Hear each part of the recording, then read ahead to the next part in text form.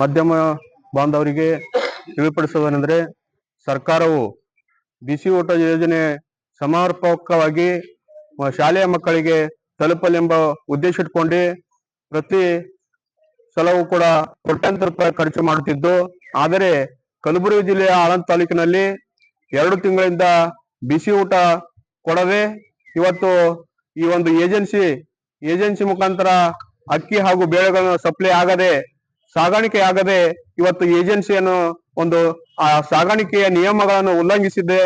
ಇದಕ್ಕೆ ಈ ಏಜೆನ್ಸಿಗಳನ್ನು ಕಪ್ಪು ಪಟ್ಟಿಗೆ ಹಾಕಬೇಕು ಹಾಗೂ ಈ ಒಂದು ಏಜೆನ್ಸಿಯವರಿಗೆ ಸಹಕಾರ ಮಾಡುತ್ತಿದ್ದ ಅಕ್ಷರ ದಾಸೋಹ ಅಧಿಕಾರಿಗಳ ಮೇಲೆ ಕೂಡ ಕಾನೂನು ಕ್ರಮ ಆಗಬೇಕು.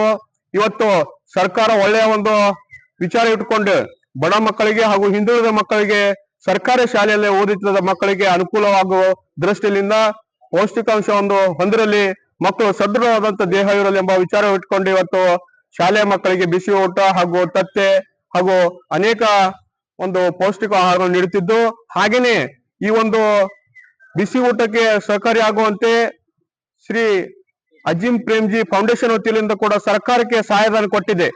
15 ಕೋಟಿ ರೂಪಾಯಿ ಕೊಟ್ಟಿದೆ. ಹೀಗೆ ಈ ಒಂದು ಸಹಾಯಧನಿಗಳು ಕೂಡ ಈ ಒಂದು ಸಹಾಯ ಮಾಡಿದವರು ಕೂಡ ಈ ಒಂದು ಸಮರ್ಪಕವಾಗಿ ಆಳಂದ್ ತಾಲೂಕಿನಲ್ಲಿ ಒಂದು ಅಕ್ಷರ ದಾಸೋಹ ಅನ್ನ ಕಾರ್ಯಕ್ರಮವನ್ನು ಆಗುತ್ತಿಲ್ಲ. ಹೀಗಾಗಿ ಬೇಜವಾಬ್ದಾರಿತನದ ಅಧಿಕಾರಿ ಅಕ್ಷರ ದಾಸೋಹ ಅನ್ನ ಇವರ ಮೇಲೆ ಕಾನೂನು ಕ್ರಮ ಆಗಬೇಕು. ಹಾಗೇನೆ ಈ ಡಿಡಿ ಕೂಡ ಇವರನ್ನು ಸಹಕರಿಸಿದ್ದಾರೆ, ಇದಕ್ಕೆ ಫಸಲಾಯಿಸಿದ್ದಾರೆ, ಅವರ ಡಿಡಿಒ ಮೇಲೆ ಕೂಡ ಕ್ರಮ ಆಗಬೇಕು.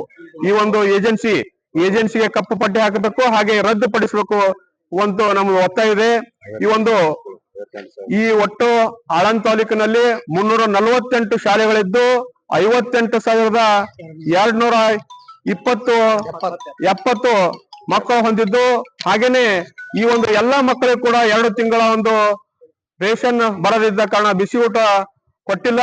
ಹೀಗಾಗಿ ಕೆಲವು ಶಿಕ್ಷಕರು ಬೇರೆ ಕಡೆಯಿಂದ ಒಂದು ಅಕ್ಕಿಗಳನ್ನು ತಂದು ತಾವು ಕಷ್ಟಪಟ್ಟು ಕೊಟ್ಟಿದ್ದಾರೆ.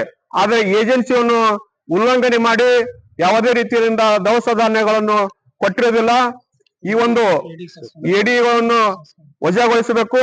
ಒಂದು ವಜಾಗೊಳಿಸದೇ ಇದ್ದಲ್ಲಿ ನಾವೇನಪ್ಪಾ ಅಂತ ಇವತ್ತು ನಾಳೆ ನಾಡಿದ್ದು 3 ದಿವಸ ನೋಡ್ತೇವೆ.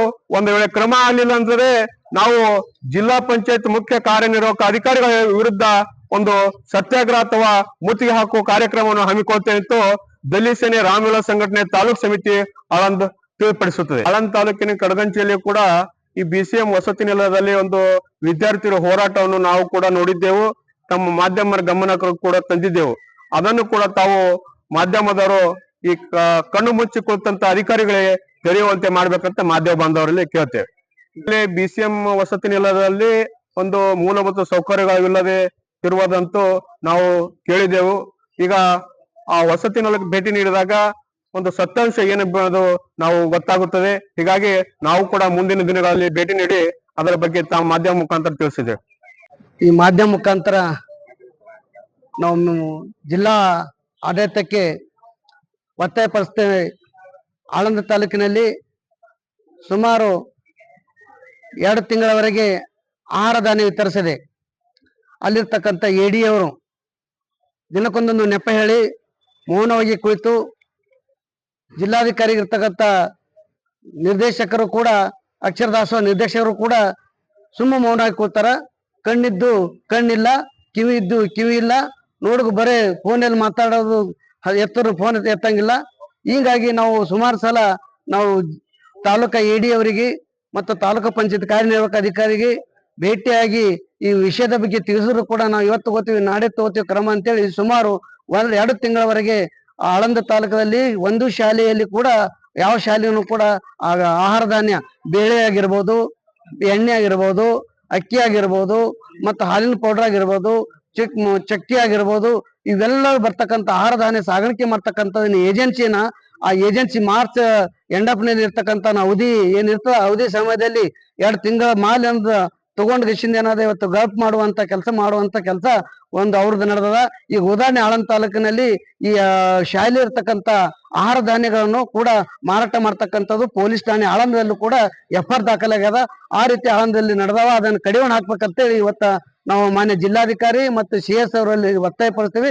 ಒಂದೇ ತಾವು ಏನೂ ಮಾಡಿಲ್ಲ ಅಂದ್ರ ಈ ತಾಲೂಕು ಅಧ್ಯಕ್ಷರು ಹೇಳ್ದಂಗೆ ನಾವು ಒಂದು ವಾರದ ಒಳಗಾಗಿ ಜಿಲ್ಲಾ ಪಂಚಾಯತ್ ಕಚೇರಿ ಎದುರ ನಾವು ಉಗ್ರವಾದಂತ ಹೋರಾಟ ಹಮ್ಮಿಕೊಳ್ಬೇಕಾತಂತೇಳಿ ನಮ್ಮ ಮಾಧ್ಯಮ ಮುಖಾಂತರ ನಾವು ಸರ್ಕಾರಕ್ಕೆ ಮತ್ತು ಅಧಿಕಾರಿಗಳಿಗೆ ಒತ್ತಾಯ ಮಾಡ್ತೀವಿ. ಶಾಸಕರಿಗೆ ಯಾವುದೇ ವಿಷಯ ನಾವು ಗಮನಕ್ಕೆ ತಂದಿಲ್ಲ. ನಾವು ಈ ವಿಷಯ ಅವ್ರಿಗೆ ಗಮನಕ್ಕೆ ಅದನ್ನು ಗೊತ್ತಿಲ್ಲ. ನಾವು ಏನು ಶಾಸಕರಲ್ಲಿ ಬಿಟ್ಟು ಹೋಗಿಲ್ಲ, ಅಧಿಕಾರಿ ಮೇಲೆ ಹೋಗಿವಿ. ಅಧಿಕಾರಿ ಜೊತೆ ಮಾತಾಡಿದೀವಿ. ಇವತ್ತು ಬರ್ತೇವೆ, ನಾಳೆ ಬರ್ತೇವೆ, ನಾಡು ಬರ್ತೇವೆ ಅಂತ ಇದೇ ಹೇಳಿದಾರೆ ಅವರು. ಅದನ್ನು ಕೇಳ ನಾವೇನದ ಈ ಪ್ರೆಸ್ ಮುಖಾಂತರ ಜಿಲ್ಲಾ ಆಡಳಿತಕ್ಕೆ ಒತ್ತಾಯ ಮಾಡ್ತಾ ಇದ್ದೀವಿ. ಪ್ರತಿಭಟನೆ ಜಿಲ್ಲಾ ಕಚೇರಿ ಎದುರ ಪ್ರತಿಭಟನೆ ಮಾಡ್ತೀವಿ.